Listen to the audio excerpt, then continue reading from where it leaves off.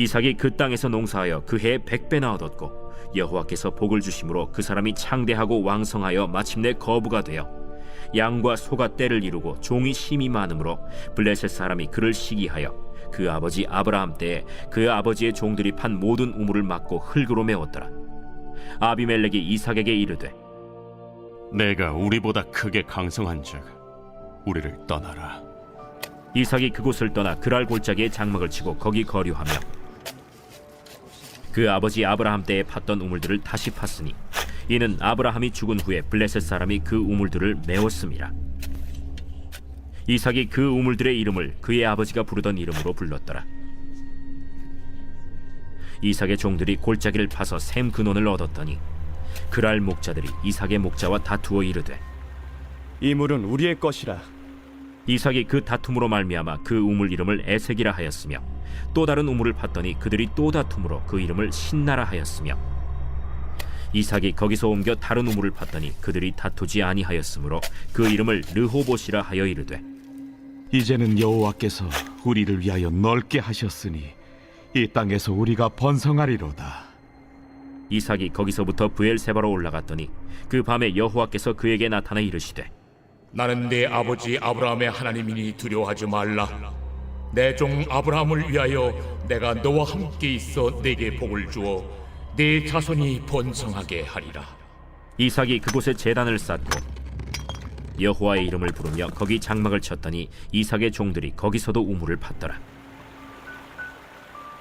평화를 위협하는 것들. 이삭은 아브라함처럼 탁월한 믿음의 사람으로 이름을 떨친 것도 아니고 역사에 손꼽힐 만큼 파격적인 믿음의 행보를 한 것도 아닙니다. 자기 아들 야곱처럼 질풍노도와 같은 인생을 살지도 않았습니다. 어떻게 보면 조용하게 순종하면서 살다가 180세의 생을 마감한 인물입니다. 당시 일부 다처제 사회였던 족장 시대를 살면서도 이삭은 리브가 단 한 명만 아내로 두었습니다. 이삭의 삶은 아침부터 저녁까지 바람 한 점 없는 고요한 가을날과 같았습니다. 하지만 그 가운데서 풍성함을 누렸습니다. 오늘날 그는 대표적인 온유한 사람으로 기억되고 있습니다. 하지만 평생을 평안한 환경 속에서 지낸 것은 아닙니다.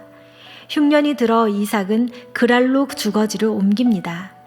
그곳에서 이삭은 농사를 지었고 하나님의 축복으로 그 해에 100배의 수확을 거둬들였습니다. 하지만 점점 부유해진 이삭은 블레셋 사람들의 표적이 되었고 급기야 블레셋 사람들이 그의 아버지 아브라함 때에 판 우물을 흙으로 메우는 사태에 이르렀습니다. 그러고는 이삭에게 떠나라고 종용했습니다. 비가 많이 오지 않는 중동 지역의 특성상 우물은 당시 유목민들과 농경사회에서 생명줄 그 자체였습니다. 따라서 우물을 다 메웠다는 것은 너는 이방인이고 불청객이고 적이야 라고 말하는 것과 다름이 없습니다.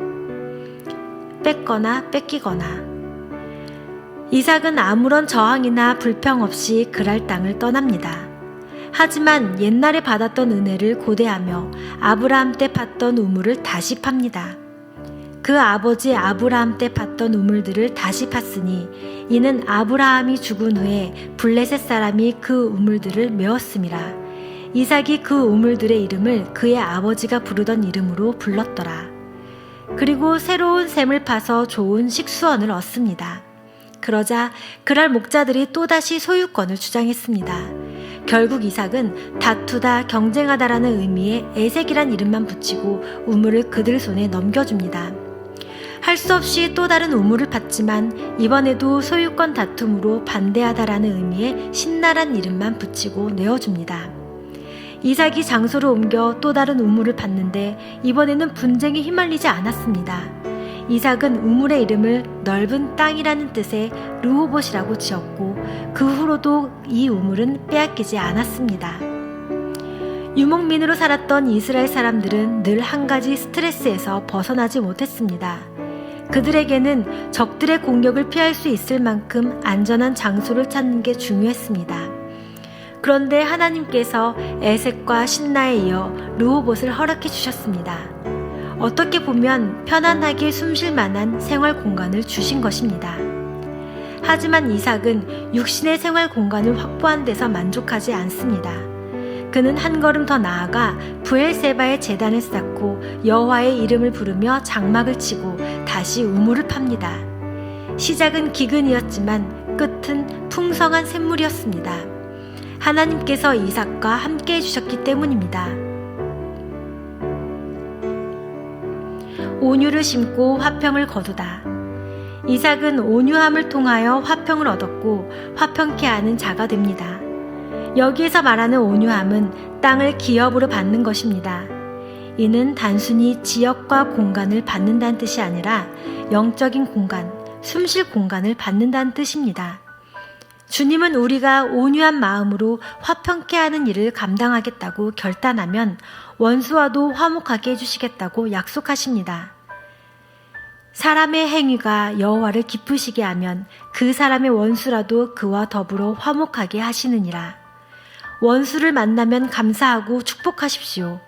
그러면 이상하게도 그 모든 어려움이 축복의 땅이 되어 돌아옵니다. 특이한 사실은 이삭이 연이어 우물을 다 빼앗기는 상황에서도 온유한 태도를 잃지 않고 평화의 사람으로 서 있었다는 점입니다. 그 이유는 이삭이 사람을 통해 얻는 복이 아닌 하나님께서 주시는 복을 진짜라고 믿었기 때문입니다. 그렇지 않았다면 생명줄과도 같은 우물을 양보하기 어려웠을 것입니다. 우리도 시종일관하는 가치 체계를 가져야 합니다. 고도로 집중된, 일관된, 흔들림 없는 가치 체계가 필요합니다. 그것은 우리가 평생 온유한 자, 화평케 하는 자로 살아간다면 하나님께서는 우리에게 이미 예비하신 것을 주신다는 내면의 믿음입니다. 에색과 신나를 양보하면 하나님께서 르호봇을 허락하실 거야. 아니, 르호봇을 뛰어넘어 브엘세바의 풍성한 샘을 길어오게 하실 거야. 이 마음을 품어야 하나님께서 우리 손을 들어주십니다. 이처럼 참된 온유함은 초점이 정확하게 맞춰진 가치체계에서 나옵니다. 세상의 우물에 연연하지 않아도 하나님께 인정을 받으면 승리할 수 있습니다.